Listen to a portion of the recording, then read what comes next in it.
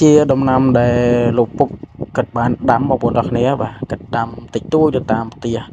បាទមើលទៅគឺល្អរបស់គិតមែនទេហើយបងប្អូនបាទមានតាំងពីផ្ទះកន្ទុយក្រពើដំណាំបន្តិចបន្តួចនៅជុំវិញផ្ទះបាទមានត្រប់មានអីណាបងប្អូនគ្នាអានេះបងប្អូនដឹងហើយបាទត្រប់ស្អីគេបងប្អូនខមមិនអ្នកមួយមកបាទធំល្អមែនទេអានេះគិតថាទុកពូជបងប្អូនគ្នាហើយនេះបាទដើមនោះគឺផ្លែ3ចង់បាក់ដើមហើយបាទគិតដាំនៅគៀនផ្ទះទេដើម្បីទុកជាបន្លែហូបធ្វើម្ហូបធ្វើអីបាទនេះឆ្កែគេតិចគេមករោដេកបាទមានតកូនមានអីតែអត់បានថតចំតកូនទេបាទថតតែត្រប់ទេបាទនេះហើយនេះជា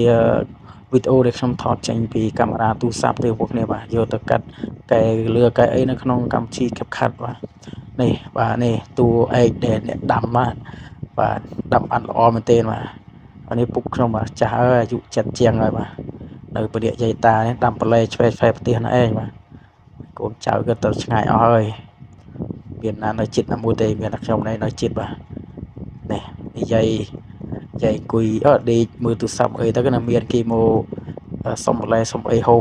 បងប្អូនអ្នកភូមិណែគាត់សុំលក្រីសុំបន្លែអីណាបាទ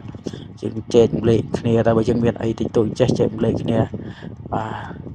មានអ្វីដែលអាចចែកគ្នាបានយើងចែកបាទធ្វើល្អបាទនេះមានតកូនមកដើមទៅលេងទៅនេះបាទនេះគិតមិនដឹងធ្វើអីទៅគិតនៅខ្វែលក៏ចេះដាំនេះដាំនោះបាទនេះចាស់គិតដាំបានល្អទៀតបាទនេះយើងកូនក្មេងនេះខ្ជិលបាទងាយដាំ